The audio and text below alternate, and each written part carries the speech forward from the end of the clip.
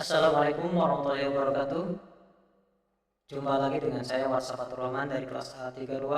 Pada video kali ini saya akan membawakan materi pertemuan yang ke-14 yang mengambil tema yaitu pembelajaran orang dewasa dan pendidikan luar sekolah.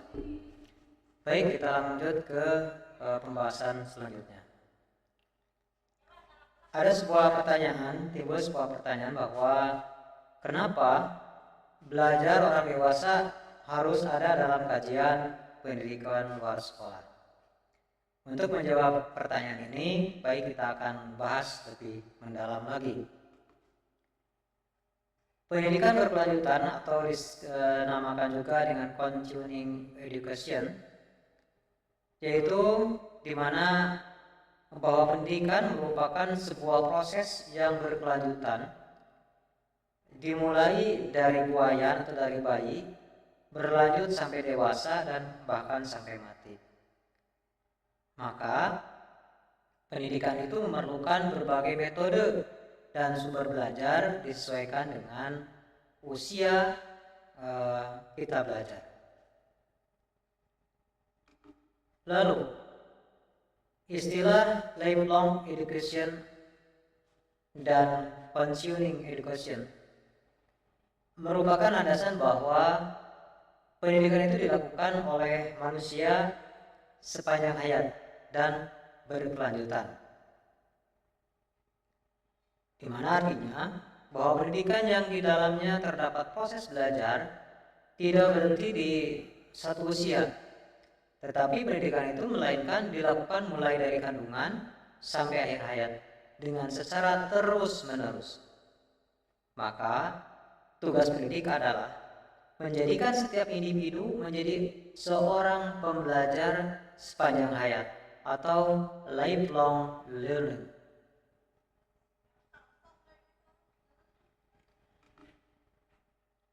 Lalu selanjutnya, di mana belajar orang dewasa dapat diklasifikasikan menjadi ada 5 jenis. Pertama, belajar orang dewasa yaitu belajar yang sifatnya merupakan lanjutan dari pendidikan yang sebelumnya di saat usia sebelum dewasa dan dilanjutkan pada usia sudah dewasa. Yang kedua, belajar sebagai pembaharuan. Jadi orang dewasa itu tujuan belajarnya adalah untuk sebagai pembaharuan disesuaikan dengan masa yang ia jalani.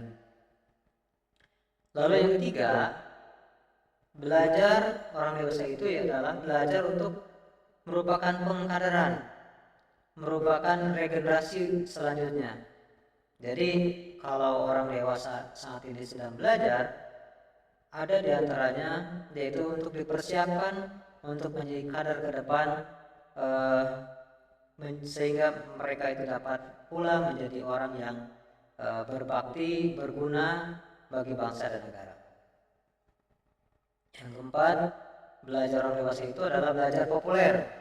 Belajar populer artinya yaitu orang dewasa itu belajar bisa untuk karir dan keterpopulerannya. Dan yang terakhir, klasifikasi belajar orang dewasa itu adalah bisa berupa belajar untuk kehidupan berkeluarga. Karena setiap orang dewasa yang akan masuk ke dalam membentuk sebuah keluarga baru itu membutuhkan pendidikan. Disebutlah pendidikan pranikah.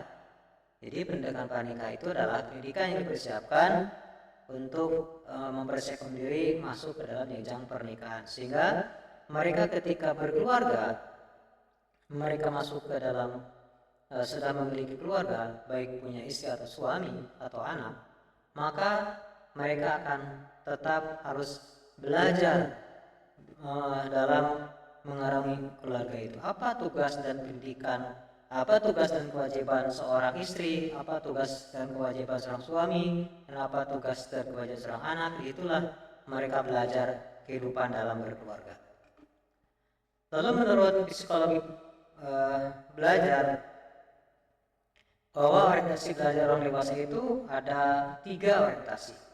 Yang pertama adalah religius atau berdasarkan kepada materi yang diberikan harus mampu memberikan ketenangan jiwa. Jadi orang dewasa itu belajar itu materinya harus memberikan ketenangan jiwa dan mampu meningkatkan iman dan takwa kepada Allah Subhanahu wa taala.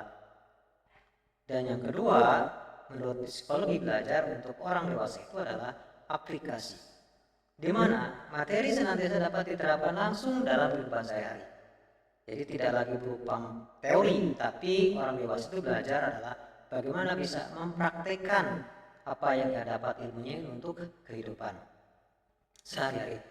Dan yang ketiga, menurut psikologi pendidikan, orientasi orang dewasa itu adalah integrasi, di mana materi bisa diterapkan dan sekaligus digabungkan dalam sebuah pekerjaan yang ditekuninya.